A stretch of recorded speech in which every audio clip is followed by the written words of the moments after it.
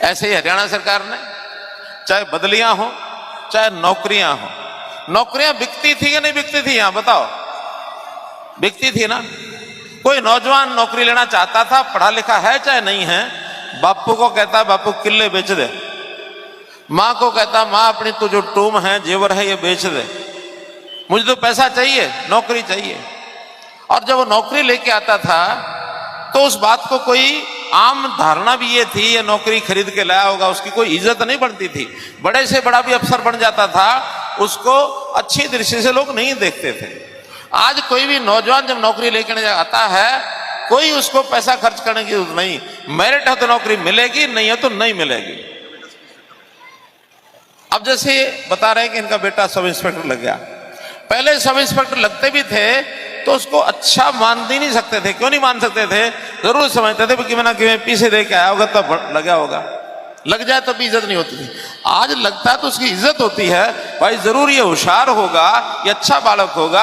आज इन 10 सालों में लगे हुए नौकरी वाले लोगों की इज्जत भी ज्यादा है पहले वालों की बदले में।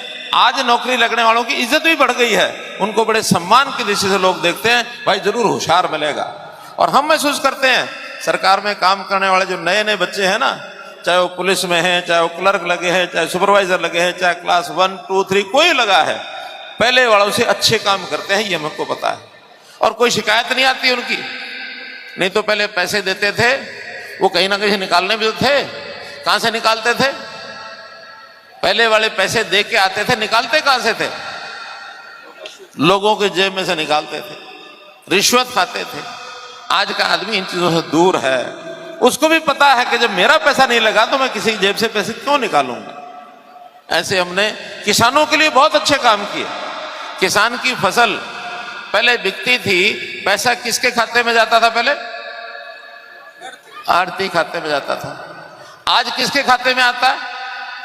किसान के खाते में।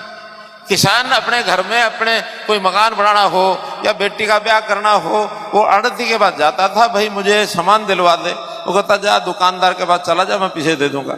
हलवाई करवा दे, बोला हलवाई के पास चला जा, तेरा काम कराएगा, पैसे दे दूंगा। कोई मुझे कपड़ा खरीदना, बजाज की दुकान पर चला जा, दे दूंगा पैसा।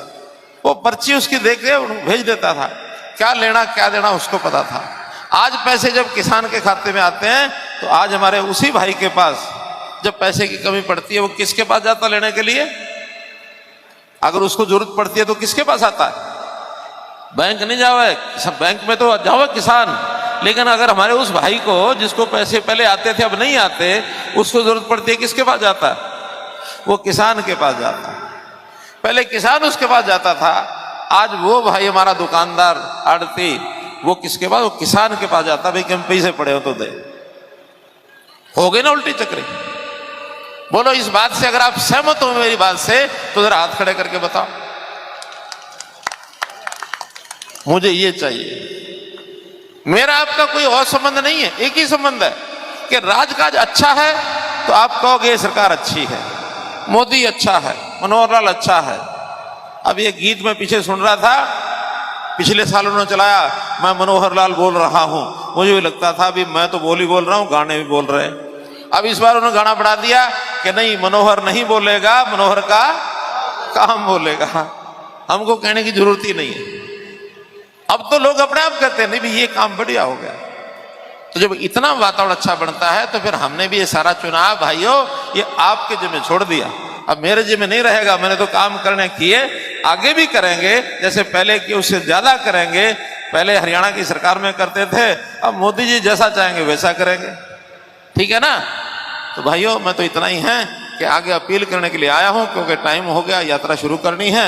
आपसे अपील कि आने वाली 25 मई को आप ज्यादा से ज्यादा और उस वोटिंग मशीन को एक बार बता दो कि भाई कमल के अलावा कुछ स्वीकार नहीं है हमें। वोटिंग जिस दिन गिनती खुले 4 जून को, मशीनें भी घबरा जाए कि कमल कमल कमल, ठीक है। बोलो भारत माता की, भारत माता की।